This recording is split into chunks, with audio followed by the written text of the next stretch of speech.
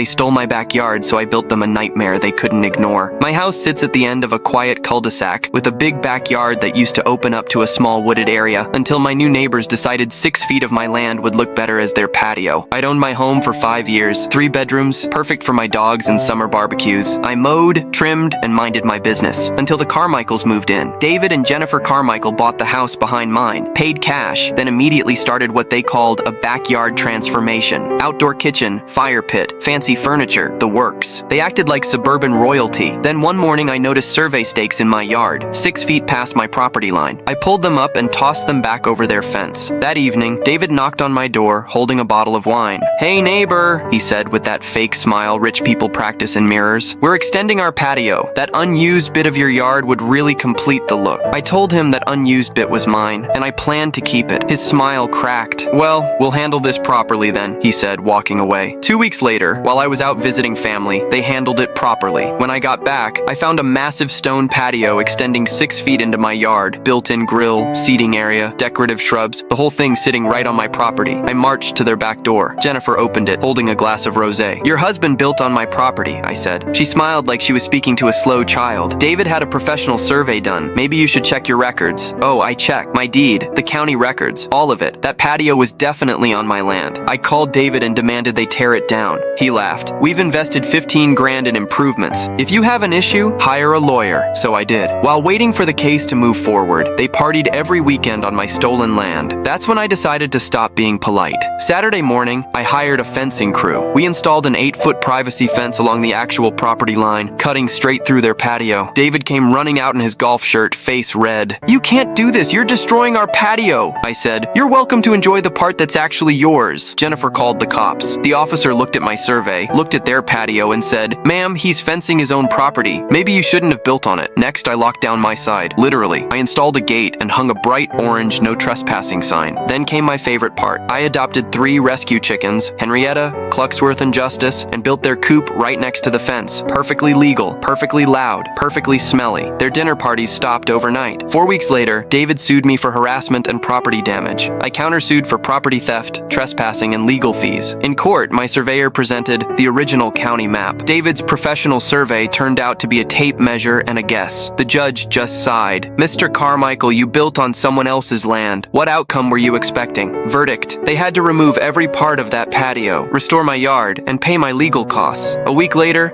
I watched as their $15,000 patio got jackhammered into rubble. Total loss? Closer to 30 grand. I kept my fence, expanded the chicken coop. Like, subscribe for more stories of property justice.